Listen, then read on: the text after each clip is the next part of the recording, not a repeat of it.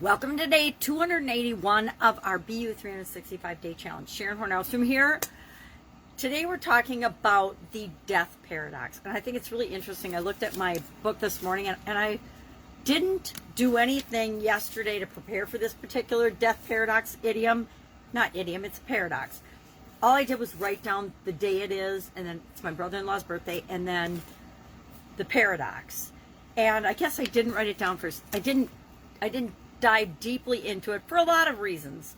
But what I will do today is I'll explain what the death paradox is. I'll explain my personal perspective on it and my personal experience with this, because I have had a death experience. And then I'll talk through a list of 9 things I found online that they say if you've got a fear of death, then these are 9 things you can do to get over it. And then I'll tell you what I actually did following my death experience, because I think if I would have done it before, I wouldn't maybe have encountered that particular experience. I wouldn't have had to learn those lessons. So the death paradox, when I was, I'll tell you the story. I'll tell you the paradox and I'll tell you my story. The death paradox says that the more afraid you are of death, the less likely you are to really live your life, right? The less likely you are to live. So the more scared you are of dying, the less risks you'll take, the more things that you'll do or say yes to, and that means you're not really living your life to its fullest. Well, in 2010, I literally dropped dead. I came out of a city council meeting, was walking back through one of my businesses, and had a sudden cardiac arrest and died. Lucky for me, I went down right in front of the restroom, and the bartender at this particular business had gone to the bathroom and was walking out and nearly stepped on me. Well, he knew CPR, so he started helping me. He had one of the patrons call 911, and again, lucky for me, there was a first responder having dinner right across the street. So he ran across the street and helped until the police car with the defibrillator and things could get there and jumpstart my heart. So following that, there was a whole lot of stuff that went on. I didn't know, just hearsay at this point, because I was out. I was gone. I was done, revived, but in a coma then for quite a while, and frozen, and all kinds of really interesting technological stuff that I never dug a whole lot into because I really didn't want to know. Now, I was 100% not really living my life, but it wasn't because I was afraid of death. For some reason, I've never been afraid of dying. I'm one of those people that it never even crosses my mind. I always wondered why I only had half a lifeline, and now I know, because at the halfway point, I like to think it's the halfway point, I'm going to hang around a lot longer, but maybe not. But my point was, I've got a broken lifeline, and I didn't know why, but now I feel like that answers why I had to have this experience to get my life back on track. But some people are super duper afraid of dying. Other people aren't. And I'm just one of those people that was kind of a little daredevil kid and teenager and just did stuff. And I guess I probably wasn't very wise because I didn't think about the consequences.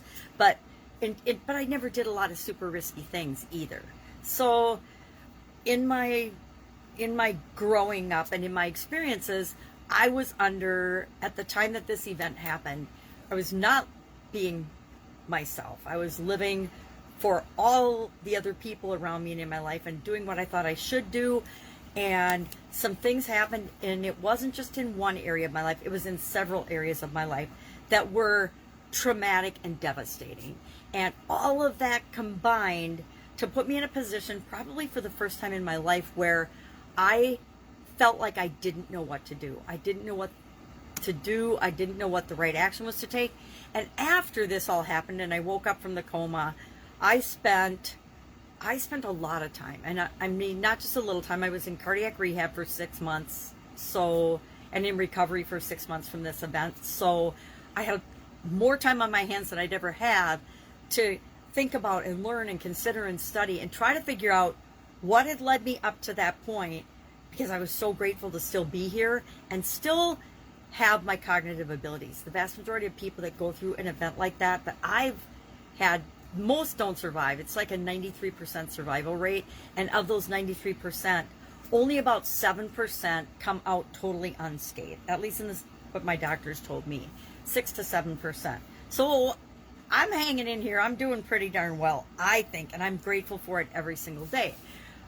But I did have to do a lot of personal work on myself and understanding myself following that event in order to be okay and to still be here.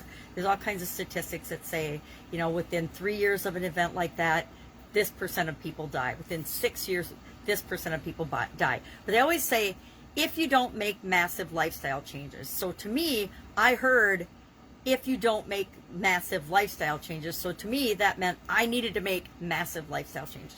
And I did make massive lifestyle changes in every area and aspect of my life. And that's when I really reconnected with the 9 areas and aspects of the life framework and said, okay, yeah, I've been going through the motions of these, but I haven't really been living them to my fullest potential. So that's when I got very interested in annual challenge, is continuous improvement. And really personally, you know, I'd always been involved in and into continuous improvement in my corporate and my business life, but not in my personal life. I mean, if we don't take care of ourselves first and foremost and our health, nothing else matters. Nothing stops you faster in your tracks than dying, of course. But besides that is having a serious illness or something wrong with your body. That will stop you, and all of a sudden, not paying attention to your health becomes your number one priority. So the death paradox, again, says, the more afraid you are of dying, the more afraid you are of death, the less likely you are to really, really live your life. So what are some ways, according to the internet, of course, that says you can get over a fear of dying? There's all kinds of ways that you can get over a fear of anything, and fear of death is just like a fear of anything else. The probability of it happening is, here's the thing with death, we're all going to die. It's inevitable. But there's no point being afraid of it because it's going to happen. We have very little control over when it's going to happen. I mean, I used to think that if we, you know, if people were careful or if they did certain things, they were less likely to die. But I am now of the mind that when it's your time and you're going to go. And we don't know how we're going to go, but something's going to happen and you're not going to be here in this realm and on this planet anymore. So what are some ways to overcome this fear instead of letting a fear of death or a fear of anything else have a negative impact on your life? Maybe you have a fear of public speaking. Maybe you have a fear of heights. I had a fear of heights. When I was a little kid, I fell off head first from a jungle gym. I was hanging on a jungle gym and I slipped out and fell and landed on my head. And so from that point on, I never had a fear of heights until then. And then I was afraid of falling and afraid of heights. And it took me a long time to overcome it. And the way I overcame it was by having to go up in high places. I had a job in corporate America where we had, it was a big industrial bakery, and we had a flour silo that was hundreds of feet high. And so in order to inspect it, every once in a while I had to climb up this giant ladder to inspect the flour. And that pretty much got me over my fear of heights. So, and I went up on a lot of stuff and never fell.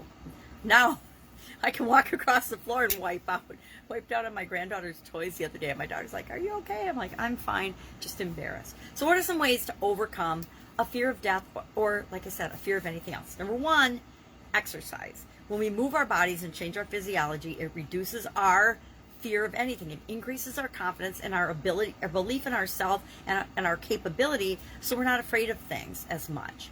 Number two, meditation. I love meditation. I have my own take on meditation.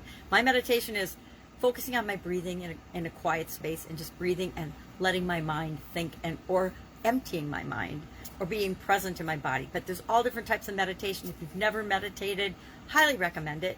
And keep in mind, you do what feels right for you. It doesn't have to be anybody else's complicated, convoluted practice. Number three, talk therapy and support. Sometimes if you get involved with a group that has the same phobia as you, or with a facilitator who's recovered from the fear that you have, that will help you overcome and get through it faster. They'll have more strategies and ideas. You can learn what's worked for other people and then try that for yourself. Number four, change your habits. A lot of times we have habits that are not good for us, and they undermine our confidence and our ability to believe in ourselves. And so if we change some of those habits, if we create more good habits, replace bad habits with good habits, that can positively impact our level of fear in every area and aspect of our life. Number five, learn to spot when and what type things make you anxious. Now, we all have this internal guidance system and these feelings and our intuition to warn us about danger. And if we listen to that and act accordingly, then chances of us dying are reduced. At least that's what I think. You know, if we never want to get shot, we don't go to places where we could possibly get shot.